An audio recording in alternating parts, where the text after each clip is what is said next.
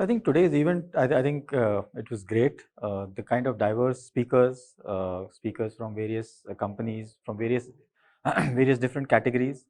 I think even the audiences, the way they interacted, the kind of questions that came up, and even after the session when I was interacting with the audiences, I think it was a great diverse set of panel as well as audiences. So I think great work done by CleverTap in along with Economic Times to bring it together.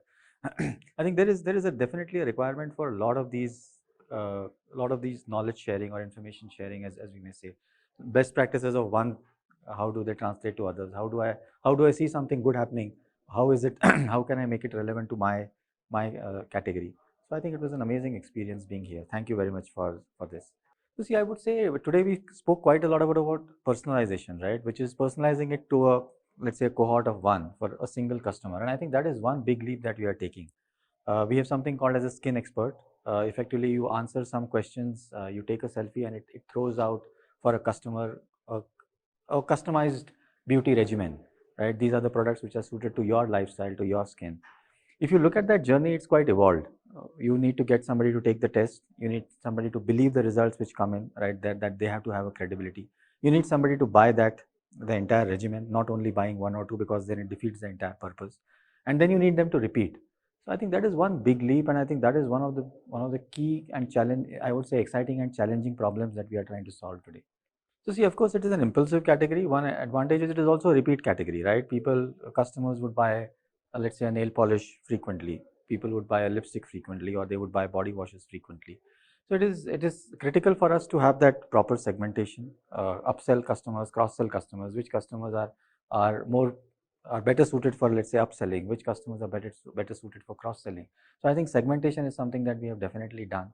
Reaching out to customers at the right time, at the relevant time, right? How do we ensure that we reach out to them when they probably need to replenish their items, or when is it that they would be more conducive to opening or receiving our communication?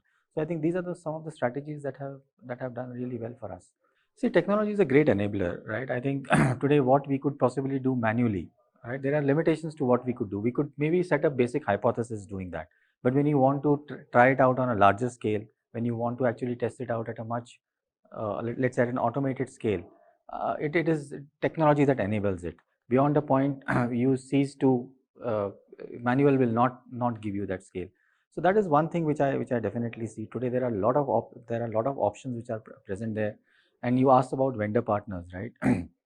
The kind of vendor partners that I would like to partner with, or as a company we would like to partner with, are the ones who help us solve our basic business problems, who understand that, okay, these are some of the problems that we are solving.